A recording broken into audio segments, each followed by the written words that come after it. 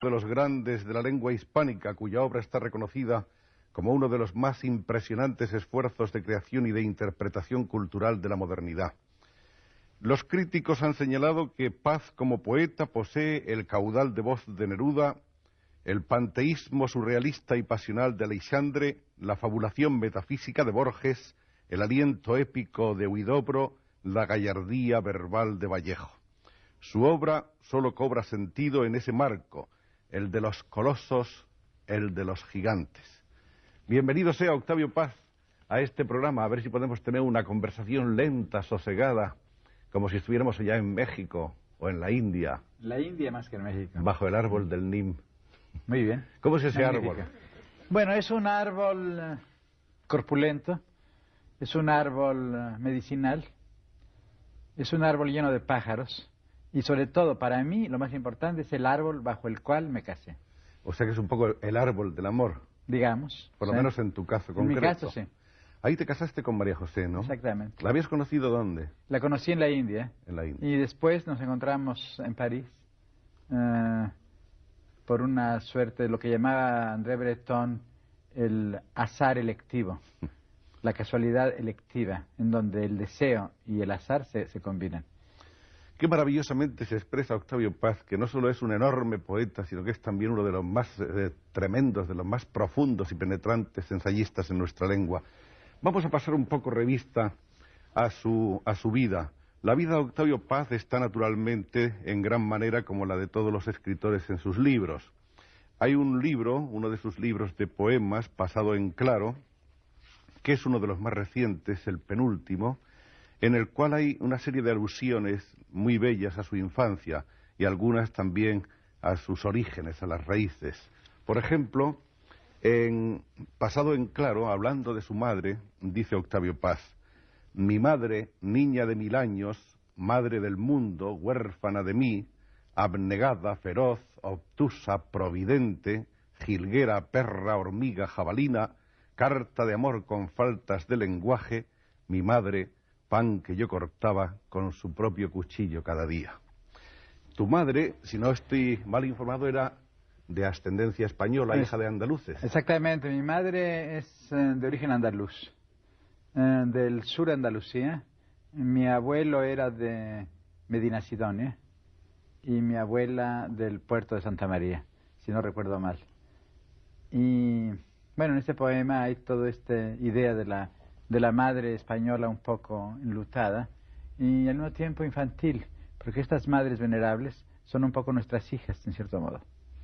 Y en realidad los recuerdos infantiles que tú tienes de ella están más o menos expresados en esos versos, o podríanse ampliar ahora de algún modo. Una de las cosas que más me impresionó fue cómo cantaba. Y quizá mi primer contacto con España fue a través de los cantos populares de mi madre.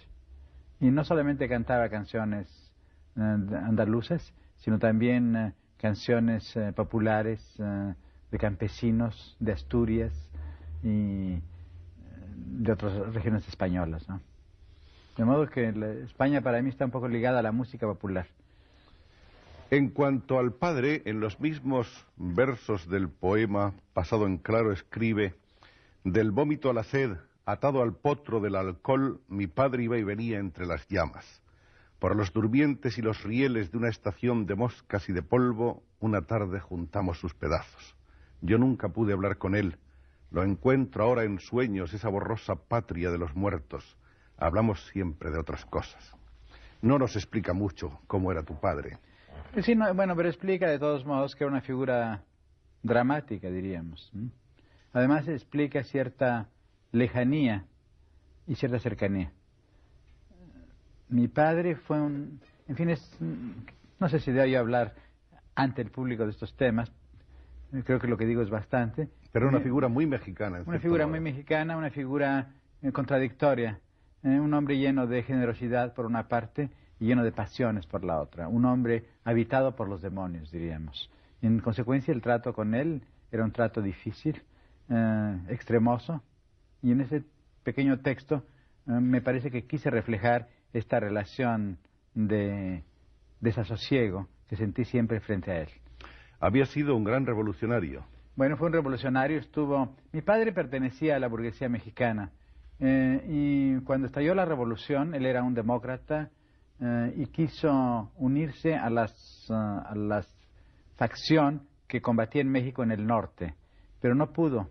Y él y un grupo de amigos, entre ellos un amigo suyo, que además fue una personalidad extraordinaria, Sotuigama, que es uno de los iniciadores, diríamos, del anarquismo en México, fueron al sur por accidente y cayeron con Zapata y descubrieron el rostro mejor, diríamos, de la Revolución Mexicana, el rostro campesino de estos revolucionarios sin tierras y sin instrucción, pero dueños de una tradición muy antigua y que querían, en cierto modo, restablecer en México una suerte de edad de oro, de propiedad comunal de la tierra, que más bien hace pensar en el mundo del neolítico que en el mundo moderno.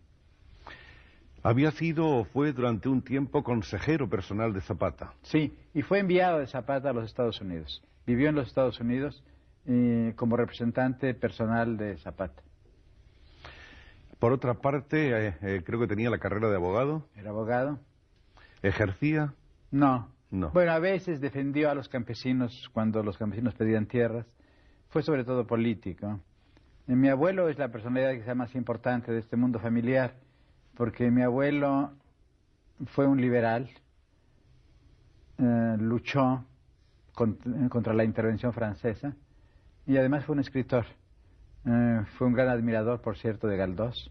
Y en mi casa había 2 o 3 cartas de Galdós, cartas breves, en las que un gran escritor contesta a un admirador de ultramar mexicano que trataba de escribir novelas históricas.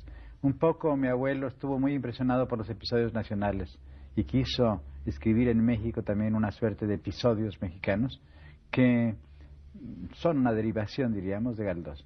Y que son, naturalmente, tomando en cuenta el México prehispánico. Bueno, hay una novela de mi abuelo que se llama Piedra de Sacrificios, que es bastante divertida. Es una novela un poco cursi, o bastante cursi, mejor dicho, en la cual los personajes principales son Cuauhtémoc y Cortés. Y el último capítulo pasa en el cielo, cuando Cortés, que se ha portado mal sobre la tierra, sube al cielo, no sé por qué, un poco como el Fausto de Goethe, perdonado por alguna india violada, y en el cielo lo recibe Cuauhtémoc y se abrazan.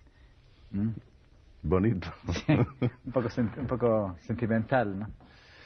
Fue como una especie de promotor o de precursor de los movimientos indigenistas. Sí, bueno, la primera novela indigenista en lengua española fue probablemente la de mi abuelo. De modo que, por una parte, unos abuelos, digamos, andaluces, por otra parte, un abuelo, no sé si la abuela cómo sería, pero absolutamente mexicano. Sí.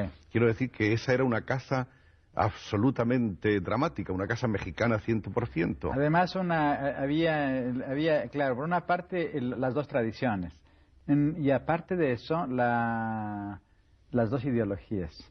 Mi abuelo era liberal, jacobino, y mi madre era católica y tradicionalista.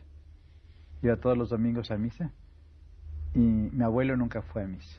Y cuando era chico yo tenía la gran preocupación de lo que iba a ocurrir con mi abuelo, si se iba a ir al infierno o no. Sobre todo cuando supe que los